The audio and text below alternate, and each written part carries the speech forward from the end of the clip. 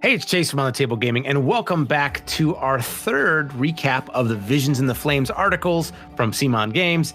I want to welcome back on Michael Shinall, the game designer and the lead developer, Fabio Cury. So thanks, guys, for coming on. And I'm excited to talk about your latest article, Durability and Effectiveness in 2021.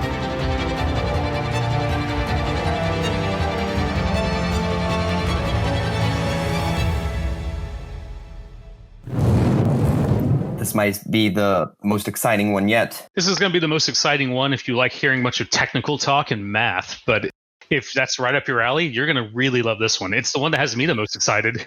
Viewership just drops off right now on the analytics. So you're talking about math here, but we're going to make it a little more excited, right? Because we're talking about, effectiveness. We're talking about how it relates to units. And in this article, when you're kind of previewing and giving examples of the big picture changes that are coming to, I guess, as you're calling it, math in A Song of Ice and Fire, you give us some units to work with to kind of explain this.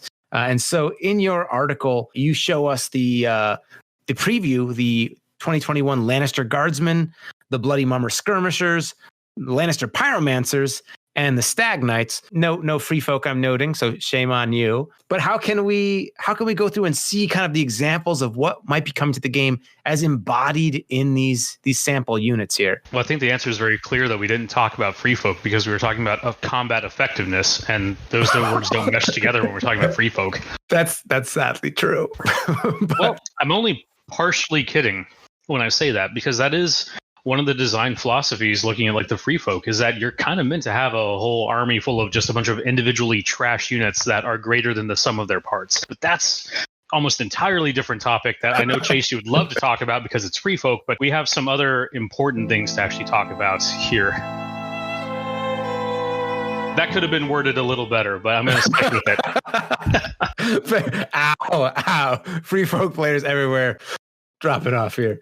So one of the big things you focus on in your article is this idea of combat effectiveness. So what do you mean by combat effectiveness, and how are you changing this, and why are you changing this? I think that as the game progressed, we always tried to do something new and flashy, and it's always easy to just tweak in better numbers.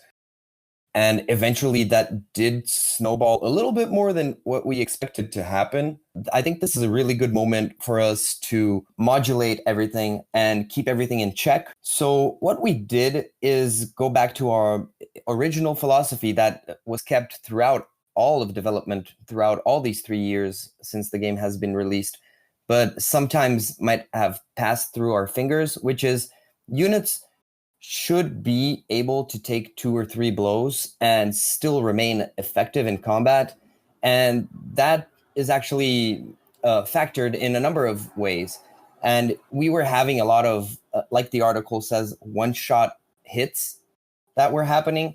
And that didn't really mean that the unit was being destroyed completely in one hit, but they were reduced to their last rank or made technically incapable of performing in the battlefield, which forced your opponent to do serious mitigations such as like large amounts of healing. And that was pushing the game into a position where we didn't want it to be, right? You should think and strategize, and you should not have a mindset of, if I alpha strike with my cavalry, I will definitely win the game. So I need initiative on the round in which things are engaging. This actually plays back into like one of the core designs for the original system, which was the rank system. Each unit has, cavalry have 2, some have 1, but on average, most infantry are going to have 3 ranks. And that's kind of where the game is based around, is this rank system. And it was one of those areas that was unique to, the game and how it was implemented, but it wasn't fully, I guess at the time, we didn't realize it as well as we wanted. And by that, I mean that currently units are kind of either effective or they're not. That's not always the case here, but it is true for a large majority of things. And that's where you get that kind of one-shot term, where we're not specifically talking about a unit just being reduced down to being dead. It's about being reduced down to a level where they're no longer impacting the game outside a certain threshold. And that's usually what happens when a unit is like hit down to their bottom rank. You almost don't have to worry about them anymore because their full capabilities are just very minor, very there's no real impact there. And that should not be the case. Like a unit being at full ranks, a unit being at secondary rank, a unit being at its last rank, those are all stages of a unit's overall lifespan that should mean something. There should be something that it means to that transition. And so basically kind of smoothing that curve out to make it so they were not quite as impactful at the top end, but also not quite as dead at the lower end. So making it like, okay, there are meaningful like repercussions for these units being at all these stages, but it's not just so simple as like, oh, they're really strong and they're really powerful, or they're not. It needs to be more of a actual like slope rather than just a sharp drop off. Is there a part of this at all also of like just slowing down the game then? Well, we noticed through playtest and just information gathering that the game wasn't actually being slowed down that much. Like the total game time is still consistent with previous iterations. And I'd say the number of rounds might have been stretched a little bit. So usually games were ending around round 4. And now they tend to go to round 5 or 6 in the same game time. So we're not even concerned. We're actually very happy that this happened because it makes players have more moments to take decisions. At another point here in your article, you talk about the cost to effectiveness ratios, and you're talking a lot about 4+ to hit being baseline versus like 3+ to baseline being elite. So is that kind of your current like definition of elite, like having those increased to hit profiles? Well, so the numbers there are not like a static like definition. Okay, that just is basically about what to expect. A 4+ to hit should be viewed as average, but if you look at like the current units spread across the board, it actually leans more toward the 3+. And we're basically scaling that back a little bit, which in turn, shuts down the amount of damage because you're removing a 16% chance to hit for most units. So moving from a 3+ to a 4+ is a big deal. And by that one change, okay, so this is where we're going to get into like talking about kind of like those snowball effects where, I've got my small pebble, I'm going to throw it down the hill. I just threw a pebble, but by the time it reaches the bottom, now we've got this big, massive snowball. That's kind of like what we're happening here, where we have a bunch of individual small changes that are adding up to a greater sum. So let's go over like 3 like kind of examples here. 1, by reducing the top end amount of dice that a unit is potentially capable of rolling. One thing that players will see much more when these updates roll out, that effects that give bonus attack dice, just raw extra dice, are a very big rarity. Those have been severely cut. At the very baseline way of looking at things, extra dice can directly translate into additional wounds. By limiting the amount of extra dice, you're therefore limiting the amount of extra wounds that any single attack or instance of damage can cause. If I'm rolling 12 dice, that's a potential for 12 wounds. If my cap is only rolling 8 dice, then my potential cap is only 8, which means that I can no longer like completely remove a unit from existing. So those type of effects, by just cutting down the number of attack dice, that already creates the effect of things lasting longer, things being less damaging, less deadly. Combine that now with a modified to hit value. So if the average moves from a 3+ to a 4+, you're changing things from hitting 66% of the time to 50% of the time. That shift there is also lowering the average medium amount of hits that are coming across on all of your attacks. It's also having the effect of making armor more impactful. So now a 3+ save, because there's less damage coming through, each of those saves now weighs even more. So again, it's all these little things that are adding up. And we could talk for probably a couple hours just over those minutia differences and the overarching effects they have. But just to give some insight and some examples, that's the type of thing that we're looking at when it comes to talking about these type of changes and damage mitigation and kind of scaling things back a little bit. So then for the sample unit you give in the form of the Lannister Guardsmen, where we're seeing a shift in their Lannister supremacy, and while a lot of their other stats stay the same, except for maybe their last rank going up a die, they're actually going to be kind of changed a lot then in this new 2020 update. In that 3+ defense is going to be even more significant. Yeah, definitely. And I'd like to say that, like we said, 16% chance for you to hit an increase in 16% is supposed to mean a lot. So now it will mean a lot when you do add an attachment, or if you do use a tactics card, that will increase your to hit value, or will better your to hit value. So the Lannister Guardsmen, I think they're the best example in all the changes we made to explain what's going on. So first of all, lots of units will be playing more off ranks, such as the Lannister Guardsmen and their Lannister Supremacy ability, because once again, ranks are a really cool element of the game, and we were under-exploring it. And also with this change, it means that the Lannister Guardsmen are not really stuck to one attachment. They can play in themselves, right? And they synergize with themselves. So that also avoids kind of those wombo combo lists that start getting a little bit unhealthy to just the general meta. I don't really like to say that word, but there it is. The increase in their last rank kind of goes with the philosophy that units in their last rank should still do something. And once again, with their current Lannister Supremacy, they still needed a specific attachment. And now with the new one, even with one rank, they're still obtaining some sort of benefit, right?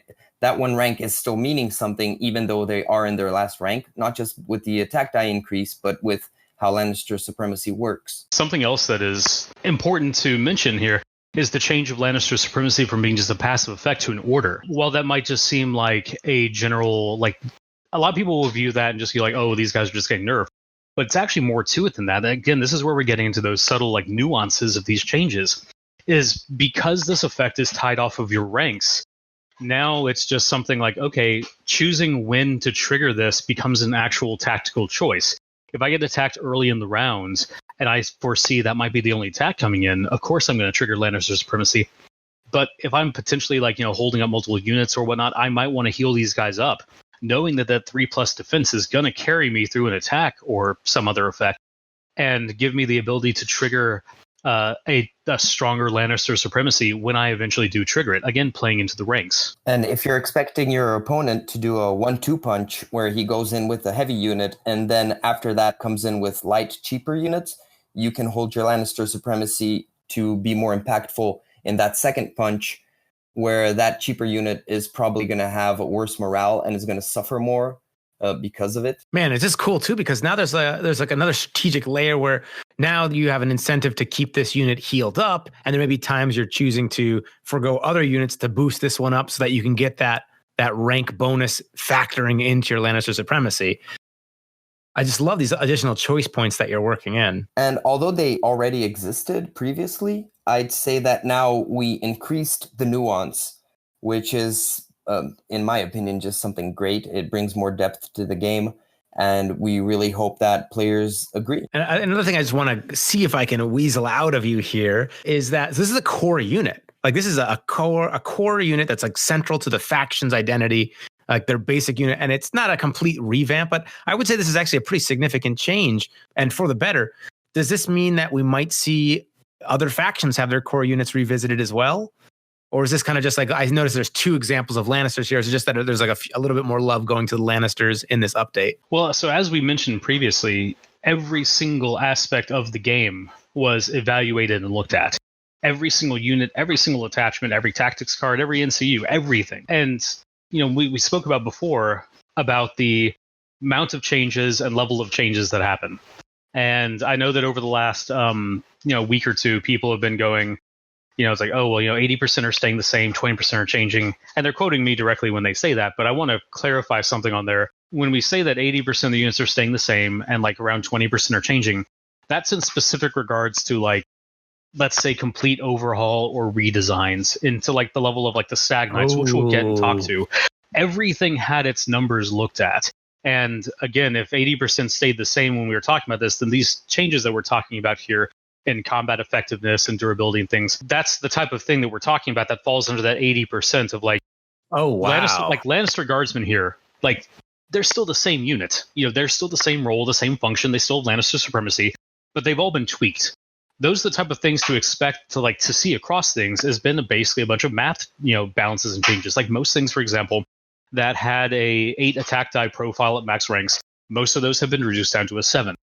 We spoiled the Greyjoys, over the last 2 weeks. You've seen their combat units. You'll see that their attack die thresholds are, marked lower than existing factions. There's no units that showed up across any of the ones that we've spoiled so far that have above a 7 attack die, and you'll see most of their average on lower ranks falls down to a 4 attack die. So those type of things are spread across most units. When we were saying that 80-20 split, I just want to clarify on that what we're referring to is specifically the amount of things that would receive like what I would say drastic overhauls. And by that is things that we had to completely redesign because they just didn't fit with the current design philosophies that we had, or their math just didn't really allow them to make that transition. And actually a good example of that would be talking about the bloody Mummer Skirmishers that were changed. Like these guys are one example of something that has been overhauled in a way that has kept with the core identity of what we wanted them to do, but now does it in a way that works with the new philosophies and balance changes that we moved across. And these look fantastic as well. And you can still see the echoes of the elements of 4. So this is in that like 80% still, or is this a revamp? I would consider these guys in that 20% of like these guys changed fairly. These kind of like straddling the line there, honestly, to me. So like if we analyze this unit here, so we have a 6-point unit, and this is basically if you're looking at unit points and thresholds, you kind of have a threshold of like between 4 and 6 points are going to expect to function in a certain way. And then 7 and 8 and then more expensive units should kind of like that's I don't want to make a sweeping statement of like that's the kind of the divide line between a basic unit and a more like kind of elite unit. But that's kind of like the way the math works out, because when you start factoring in attachments, because now like when you're comparing a 7-point unit, you're having to compare that to directly against a 5 or 6-point unit with an attachment. And in an ideal world, those levels should balance about out. It shouldn't just be like, well, a 5-point unit with a 2-point attachment is better in all cases than a 7-point unit, or a naked 7-point unit is just straight up better. It should be an active choice about what you want that unit to fulfill. And so 6-point units tended to kind of be a one of those areas that they swung in very pivoting directions, where they're either basically a strong 5-point unit or they were a weak 7-point unit.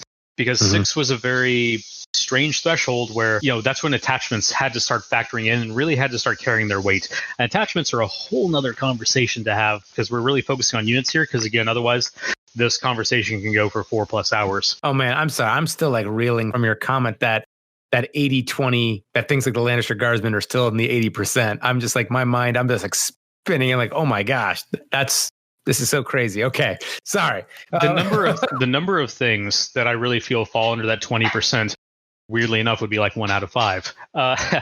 But it's a rare, it's a rarity to see. Most things, like again, there are very few cases of things that I feel were overhauled in such a way that they're unrecognizable from their previous version. It's mainly just we might have had to tweak or move abilities around to make them function in the new dynamic that we wanted. And I'm going to go back to the bloody Mummer Skirmishers here, talking about their abilities and how they function, but also a bit just looking at their stats. So you have, let's start with their defensive stats. You've got a 5+ defense and a 7+ morale. 7+ is on the weak end of what you should be seeing in average morale, and 5+ defense is below average. 4 is, of course, going to be your kind of mainline average. But they're making up for that with their speed, with having a speed of 6, which in the new dynamics of moving around, getting off your charges, which have now become more important because of your lower to hit ratios and things like that, that actually matters much more than it did before. Well, not much more, but enough to bring it up. Their attack profile, meanwhile, if you look at this here, this is a very standard attack profile. It's a 4+, 7 dice to 5 dice to 4 dice at the last rank. That's a very standard attack profile. So while the dice do matter, the abilities and such are going to play such a bigger part into, changing the dynamics of this. By lowering the end curves from like 8 and 3, it does crunch the numbers a little bit, but that just means that like the other effects that play off of ranks and everything are so much more important. These guys, unlike the Lannister Guards, don't really care so much for ranks, but you have to look at everything else they do. So like they have Agile, which is conferring a -1 to hit when you're attacking the unit. So all of a sudden, that 5+ defense, yes, if they get hit, they're probably going to take the damage. But by reducing something, the average to hit, when your average is a 4+, you're reducing that to a 5+. And then you factor in their counter-strike ability, which is each time they're missed, the attacker suffers a hit. So you can see here, right? So their damage is not coming from their attack. Their damage is coming from the opponent trying to, attack them and getting struck back. This is a disruption unit. You don't take these guys because you want raw offense. You take this because you want to throw them into a threat and now say, okay, deal with them. And then a final bit of this, you factor in their Mummer's Blades, which has the ability to throw out weakened, which synergizes with every single thing I just mentioned here. You're -1 to hit, you're weakened, you're suffering damage for each, miss. So people go like, man, I really don't want to attack these guys. And that's exactly the point. These guys are not necessarily going to kill you, but they're going to harass you. And that's their role. So, you can sit there and say, well, I'm just not going to attack these guys. Okay, congrats. Then that's exactly what a guy who is playing Bloody Mummer Skirmishers should want to happen. You take these guys, you throw them into whatever the biggest threat is against your army, and you go, okay, either run away from these guys or stay in here and deal with them.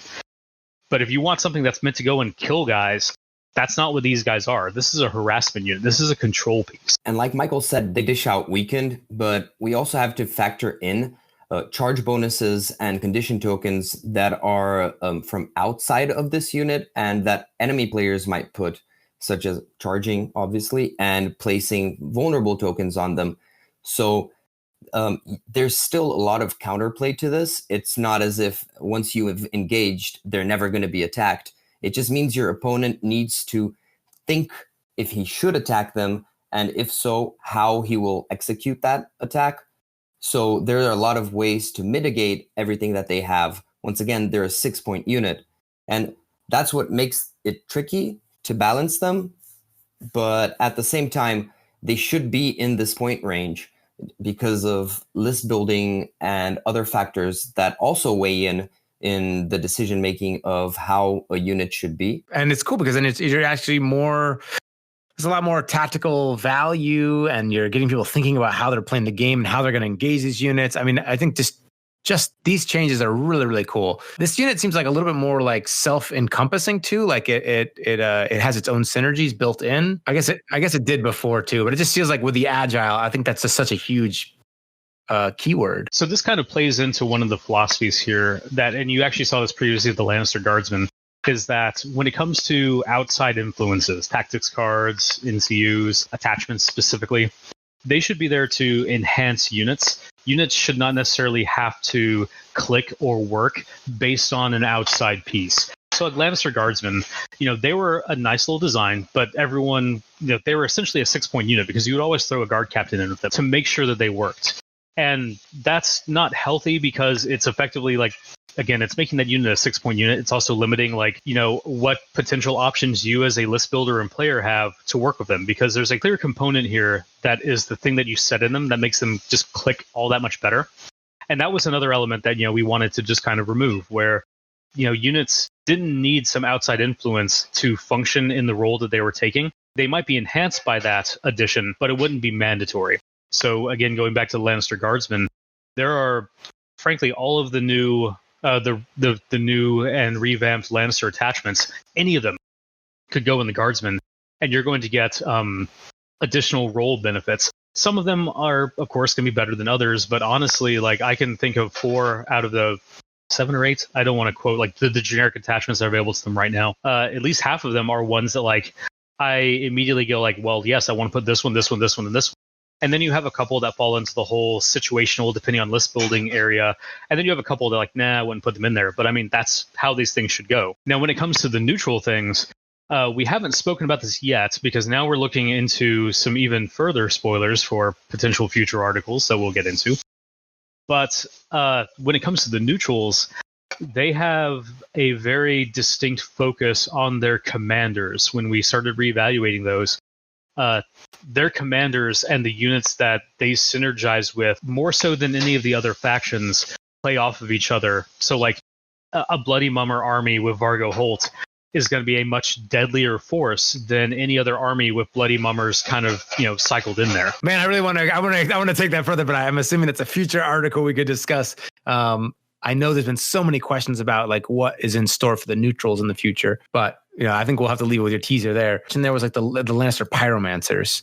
how does this kind of fit in with the design? You're kind of like re-envisioning of the design for the 2021 update. Well, so the Pyromancers, to be honest, were a pretty simple fix, if you could say that.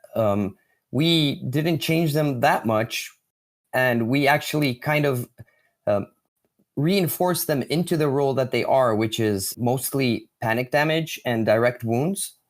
So what makes them noticeable and why we chose them in this article was exactly to show the type of overhaul that is going on. So the Lannister Guardsmen do seem like they suffered big changes, but the Pyromancers are one that suffered little amounts of change.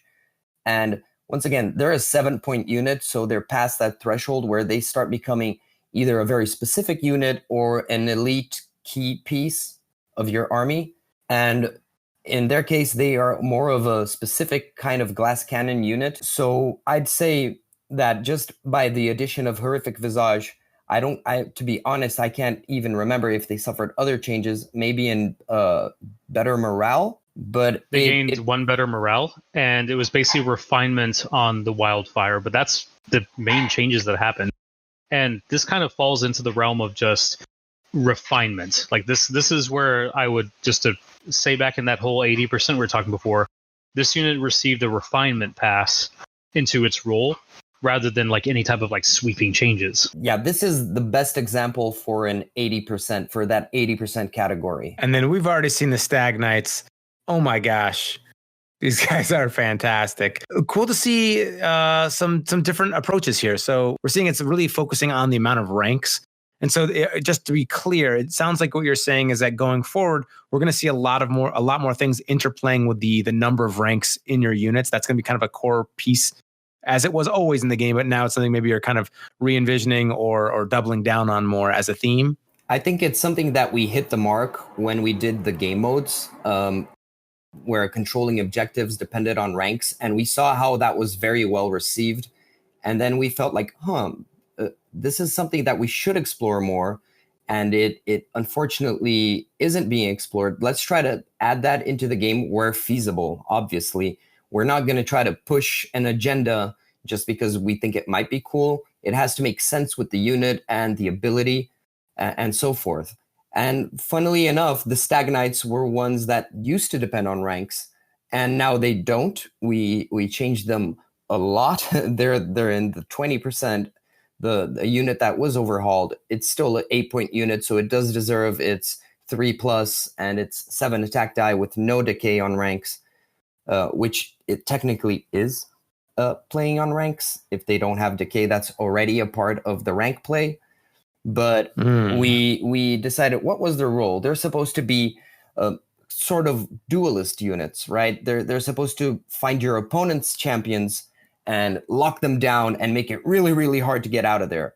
So by adding the order resilience, we made them very tanky, but only through one attack. So therefore, if your opponent can gang up on them, they're still pretty vulnerable because they have an average defense. And at 8 points, having an average defense is not that great, but they make up for it in other parts.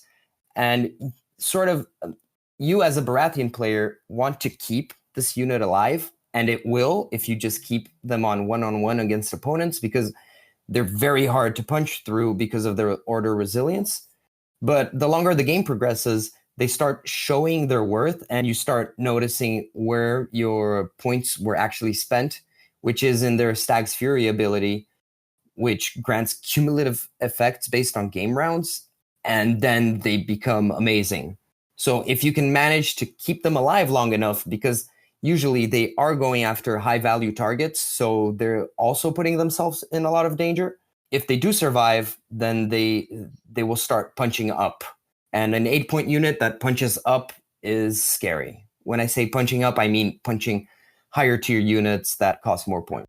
Above their weight, yeah. This is essentially getting into the realm where when you start investing this much resources and points into a unit, it needs to be something impactful. And Stag Knights are one of those, like when you see them on the table, they need to have a commanding presence in the army. It can't just be another like, oh yeah, he's taking some Stag Knights. That needs to be like, damn it, he is taking Stag Knights. how am I going to deal with these?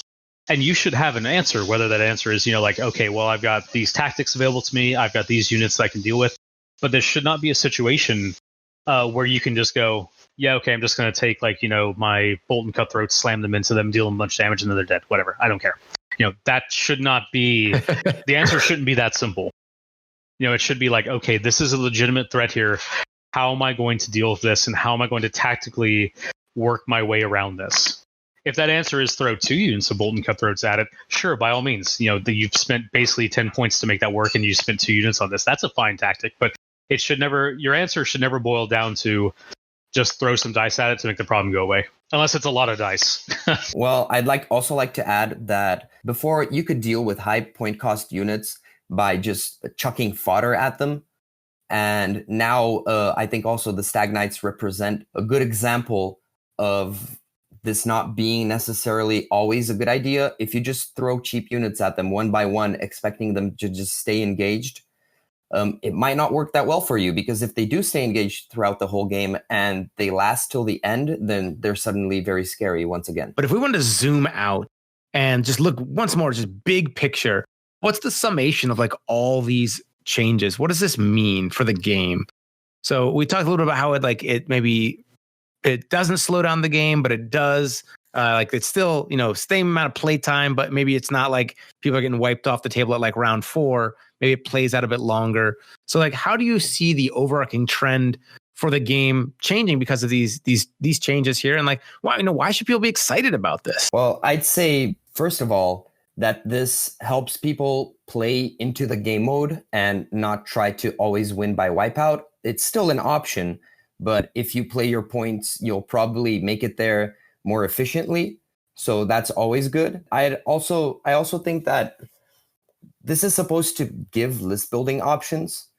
And once again, once we find these like small wombo combos like Guardsmen and Guard Captain, which are just stuck together with glue, and you can't really have other options, that's a problem. So I'd say that through these changes, we've opened a wide array of new list building options that were supposed to be there, but weren't being chosen. Mm-hmm. For me, one of the overarching things here is just the idea of being able to use the cool stuff that you brought to the table more. Because what you don't want to really have happen is like, oh man, I really like this unit, it's really cool, and it's dead. Now, the tempo and flow of the game is, because of these like changes and general reductions, change things more toward giant waves crashing against each other, trying to just completely like just consume and swallow one another, to basically more of that back and forth where, okay, you're going to attack my unit, you're going to hit it, and it's going to really devastate my unit, but I'm still in the fight. Now I've got choices. Do I swing back with my unit and just like throw caution to the wind, like trying to reduce yours down because I'm trying to set up a future play to reduce yours down? Do I invest the resources to restore my unit back up to keep it in the fight because I need it, because maybe it's sitting on objective, or maybe, I need to get those ranks back to get some other bonus? The answer shouldn't just always be, okay, what can I do to potentially cause the most amount of damage at any point? There should be different options to how I'm going to approach problems. The answer shouldn't just be kill it before it kills me. It should, granted, that should always be like a potential, but it should be much more of a dynamic choice of maybe that's not always the best thing to do. And if I devote these resources here, I'm giving up something somewhere else. So okay, I can take if I'm going first, I can take the combat zone, I can get that free attack in, and then my opponent, I could potentially next activation, I can activate that same combat unit to try to double tap down a unit and take it out. But the choice that happens in between that with my opponent to be like, okay, well, do I activate that unit to get them an attack in before they get killed? Do I heal them up? Do I do something completely different? Do I maneuver another unit knowing that he's going to have to take them down because this is his window? Those are all choices that should be factoring in, not just, can I kill this thing? Oh, I didn't kill this thing. What's the next thing I can do to make sure it's dead? On top of that, I'd like to say that also now healing, like trickle healing, where you heal in small amounts throughout the game, is more impactful because of all these damage reductions and playing off ranks. So now I'd say that players that want to use armies that heal a lot, they don't necessarily have to get those big healing bombs like Tycho, and it's still going to be effective because people were crashing waves, like Michael said. I really love that analogy, and banking on large amounts of healing to get a game-changing moment. And if every round, every turn is a game-changing moment, it makes it really unreliable, and that can be frustrating. So it's adding a little bit more like predictability in? I wouldn't say predictability because there's always what your opponent can do. Mm-hmm. But I'd say players have more control over executing their battle plans. And so that makes it, it adds more tactical layers then, right? It's like, yeah, it's a kind of moving towards like a chess style, but without like the absolute certainties of chess, right? We still have that like fun wargaming part, but you're kind of introducing more opportunities for strategy combos. It seems like it's really opening it up for like more skillful play while not losing the things that makes it so accessible. Well, I wouldn't really compare it to chess in this case because once again, there's a lot of hidden information and randomness. So nothing is ever 100% clear, and I still believe that a computer will not play A Song of Ice and Fire as well. Right, yeah. That's a bad. I watched the Queen's Gambit recently, so maybe I'm in chess mode. But yeah. One of the things that's really exciting about this is that these are just like previews, and I feel bad. Maybe I've been a little bit shell shocked this entire recording as I start to realize how so much is changing, and yet at the same time, like so much is remaining the same. But it's that those changes to Lannister Guardsmen are really cool, and I'm just thinking about man, how a small change like that can really change the way you approach the game in general, and what that might look like now for many of the other units that you may touch or change in small ways that still might be like really impactful overall. And so just like going through like all these different combinations in my head of like, oh my gosh, what could this mean? Now we're in that anticipation zone where it's like, what's coming next? What other teases you got? So, I'm excited to have you guys on next week. And, any diabolical messages or clues here as we head off? I'd actually want to say that once people actually start playing with these new changes, they might be underwhelmed by how little has changed. Hopefully the game is still the same in all ways, and the units you pick because of whatever reason, you're still going to pick them because of the same reasons. And once you execute them, you'll just feel that the game is cleaner, and hopefully you won't even remember what they did before. No problem there. I'll forget those rules. I forget rules all the time. So honestly, that would be like the biggest sign of a success if we can make it so after people just begin playing this that they can't even remember how things used to be. Oh, we'll see how our collective memories are when this finally comes out. Thank you guys so much for coming on here just to shed some insight. I'm looking forward to next week's talk and the article then. And for those of you guys listening, thanks so much for tuning in. And in the meantime, hope you get your miniatures on the table.